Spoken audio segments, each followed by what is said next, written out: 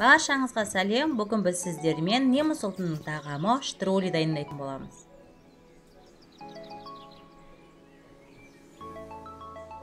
Ең алдымен қамырын дайындап аламыз. Ыдысымызға суымызды, жұмыртқамызды, тұзымызды салып, жақсылап араластырамыз. Үстіне ұнымызды салып, жақсылап қамыр илейміз. Тұздығымыз дайын болғанша қамырымызды салапқан пакетке салып қойып қоямыз. Қазанымызға бір шөміш сұйық майымызды құямыз. Үстіне жуамызды салып, жақсылап қуырамыз.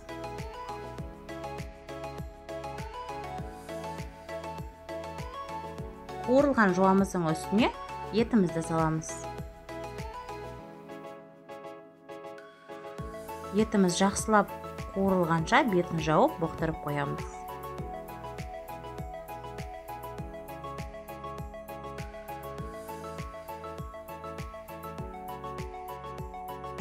Үстіне қызанағымызды, болгар бұрышын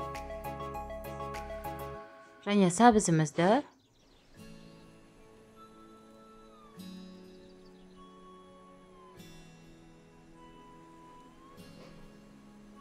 томатымызды салып, жақсылап араластырамыз.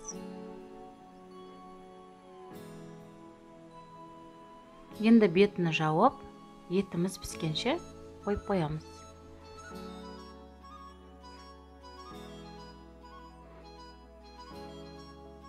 Етіміз пісіп дайын болған екен, үстіне картопымызды саламыз.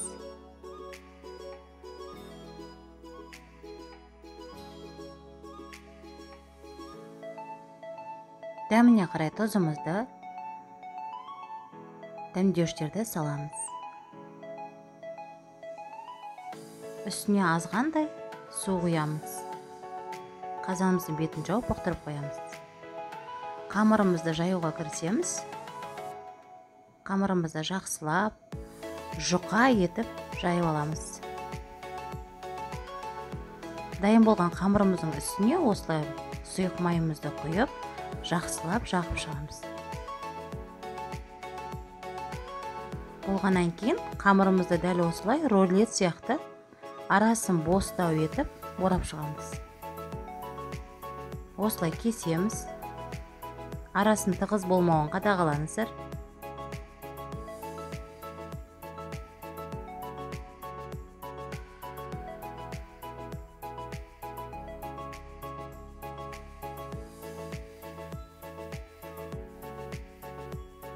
Дайын болған қамырларымызды тұздықтарымыздың үстіне осылай орналастырып шығамыз.